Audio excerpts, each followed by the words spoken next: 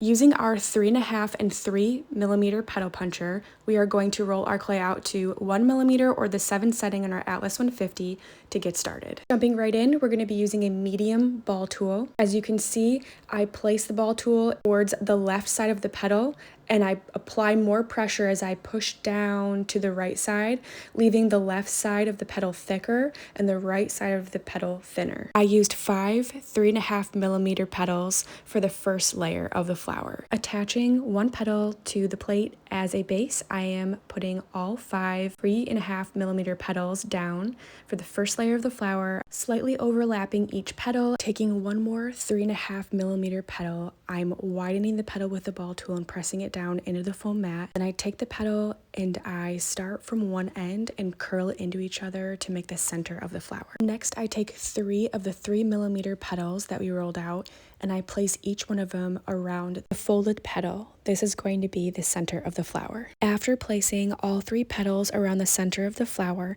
I take my modeling tool and I spread each petal out individually for a natural look. Once I ensure all the petals are secure, I will roll the petals in between my fingers to create kind of like a stem.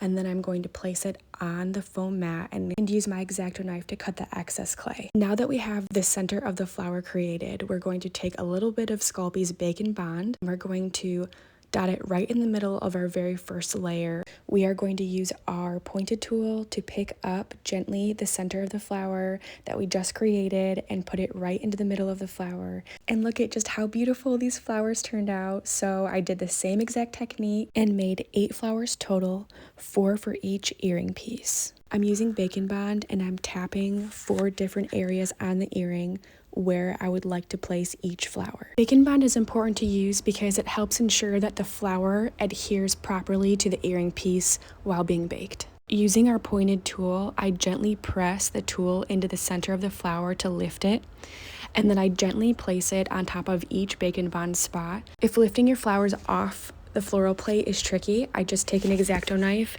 and use it parallel to the tile and give a gentle swipe, and it just lifts the flower off the tile, and I do that repeatedly with each flower. So now I just continue the same technique, just using the X-Acto knife to lift the flowers off the floral building plate, and then using our pointed tool to gently pick up our flowers and place them on each Bacon Bond spot until we have all 8 flowers placed on the earring set. So here we zoom in closer just so y'all can get a better look up close at the process. If you're still having a tricky time picking up the floral with the pointed tool in order to get it onto the earring, sometimes you can either A, go in at a slight angle with your pointed tool to pick up the flower, or B, you can gently dip your pointed tool in the Bacon Bond itself with just a tiny bit, and it's enough for the flower to stick to the pointed tool so you can lift it up off the floral building plate and place it onto the earring. Another side note, before I started to place the flowers, I made sure that I made poke holes where I wanted each of the dangle pieces to sit.